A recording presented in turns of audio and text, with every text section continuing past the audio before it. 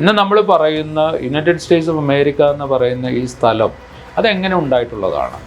അത് വലിയ തോതിലുള്ള ലാൻഡ് ഗ്രാബിങ്ങിൻ്റെ ഒരു കഥ അതിനകത്തുണ്ട്. റെഡ് ഇന്ത്യൻസിനെ കൊന്നൊടുക്കിയ കഥ അതിനകത്തുണ്ട്.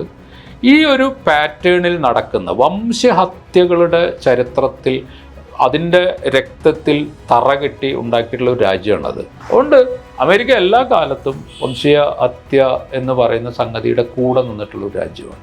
അതിൻ്റെ ചരിത്രം അതാണ്. അത് നമ്മൾ നോക്കിയാൽ കാണാം. അത് വിയറ്റ്നാമിലായാലും കൊള്ളാം, ഏത് സ്ഥലങ്ങളിൽ, ഇറാഖിലായാലും കൊള്ളാം, ഏത് സ്ഥലങ്ങളിലും നമുക്കത് കാണാൻ വേണ്ടി സാധിക്കും. അമേരിക്കയെ സംബന്ധിച്ച് ഈ അമേരിക്കയുടെയും ഇസ്രായേലിൻ്റെയും സങ്കല്പം എന്ന് പറയുന്നത്, ഇപ്പോൾ ഇസ്രായേലിൽ ഞാൻ തുടക്കത്തിൽ പറഞ്ഞ ഗ്രേറ്റർ ഇസ്രായേൽ എന്നൊരു സങ്കല്പമുണ്ട്.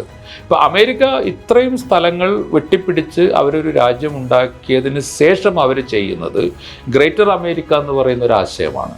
അതായത് അവരുടെ ഭൂപരിധിക്കുള്ളിലല്ല നിൽക്കുന്നതെങ്കിൽ, ഇപ്പോൾ ഇറാഖ് പോലൊരു സ്ഥലം അല്ലെങ്കിൽ ഗൾഫ് രാജ്യങ്ങൾ എന്ന് പറയുന്നത് സ്വാഭാവികമായിട്ടും ഭൂമിശാസ്ത്രപരമായി അമേരിക്കയുടേതല്ല. പക്ഷേ അതിനെയും ഒരു ഗ്രേറ്റർ അമേരിക്കയായി തങ്ങളുടെ പരിധിയിൽ എങ്ങനെ നിർത്താം, തങ്ങളുടെ നിയന്ത്രണം, അങ്ങനെ ലോകം മുഴുവൻ തങ്ങൾക്ക് നിയന്ത്രിച്ച് നിർത്താൻ കഴിയുമെന്ന അമേരിക്കയുടെ ഈ ഗ്രേറ്റർ അമേരിക്ക എന്ന അതേ ആശയം തന്നെയാണ് ഗ്രേറ്റർ അമേരിക്കയിലുള്ള ഗ്രേറ്റർ ഇസ്രായേൽ എന്നുള്ളതിൽ വ്യത്യാസം. ഗ്രേറ്റർ ഇസ്രായേൽ എന്ന സങ്കല്പത്തിൽ ഇസ്രായേൽ ഭൂമി അവരിലേക്ക് തന്നെ കൊണ്ടുവരുന്ന ഒരു പ്രോസസ്സിനെ കുറിച്ച്, ആ രാജ്യത്തിൻ്റെ തന്നെ ആ ജോഗ്രഫിക്കലായിട്ട് അവർ കൃത്രിമമായിട്ട് സൃഷ്ടിച്ചിട്ടുള്ള ഭൂമിശാസ്ത്രപരമായ പരിധിക്കുള്ളിലേക്ക് ഈ ഭൂമിയെ കൂടി കൊണ്ടുവരിക, ഗാസയെ കൂടി ആക്സസ് ചെയ്യുക, ഇതാണിപ്പോൾ നടക്കുന്നത്. അമേരിക്ക ചെയ്യുന്നത്, വളരെ കാലങ്ങളായി ചെയ്യുന്നത്, ഭൂമിശാസ്ത്രപരമായി തങ്ങളുടെ കീഴിലല്ലെങ്കിലും അല്ലാത്ത തരത്തിൽ തങ്ങളുടെ തന്നെ ഭാഗമായി എപ്പോഴും ഒരു ഗ്രേറ്റർ അമേരിക്ക എക്സ്റ്റെൻഡ് ചെയ്തുകൊണ്ടേയിരിക്കുന്ന ഒരു അമേരിക്ക എന്നൊരു സങ്കല്പമാണ്.